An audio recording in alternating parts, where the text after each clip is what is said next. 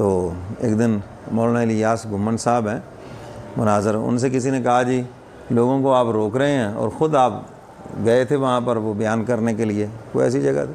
तो उन्होंने बड़ी खूबसूरत मिसाल दी, कहते हैं डॉक्टर जो है ना जी वो आपको चीनी से रोक रहा होता है और आपके सामने चीनी चाय में डाल रहा होता है क्यों जी? क्योंकि आपको शुगर है, उसको शुगर नहीं है, समझे कि नहीं?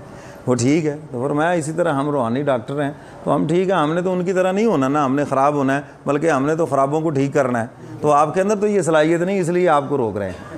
अब समझ आ गई ना बात? इसलिए आपको रोकते हैं। तो आप इन चीज़ों से पीछे रहें, इन खराफात से, इन फजूलियात से पीछे रहें। हाँ जी, बचाएं अपने आप को, अपनी नस्ल को बचाएं, ताकि उनको पता चले कि ये दीन नहीं है, हैं जी, ये तमाशे हैं, ये फजूलियात हैं। अगर आप खामोश रहेंगे, अच्छा जी कोई नहीं जी, फिर दुनियादारी है जी, चलना पैंदा जी दुनिया, फिर उनके दिल में इसकी नफ़रत नहीं रहेगी, बात नहीं रहेगी। देखो पहले कोई औरत बेपर्दा गली से गुज़रती थी ना जी, तो लोग इसको बहुत बड़ा ऐब समझते थे। और किसी घर का कोई बुज़ुर्ग बाहर बैठा होता था तो किसी बच्ची की जुर्रत भी नहीं होती थी गुज़र जाए।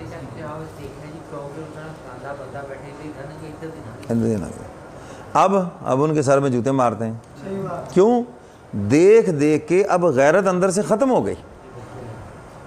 देखो ना, एक आदमी फेसबुक पे औरतें देख रहा है जी, यूट्यूब पे भी देख रहा है और जनाब साइडों के ऊपर देख रहा है। अब उसके अंदर औरतों को जो देखने का, इसका जो गुनाह होना, बदनज़री होना, वो तो उसके दिल से निकल गया, देख देख के वो इसका आदी हो गया। समझ आई ना बात? तो इस बेहयाई को, फहाशी को हमने इसलिए कबूल कर लिया कि देख देख के हम इनके आदी हो गए। अब इनका गुनाह होना हमारे अंदर से निकल गया, हालांकि ये तो बहुत बड़ा जुर्म है। तो इसलिए इन चीज़ों से अपने आप को बचाएं।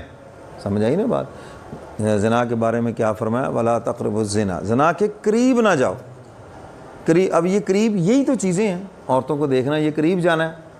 समझ आई कि नहीं? ज़िना ना करना वो तो अगली बात है ना, एक है उनके करीब जाना।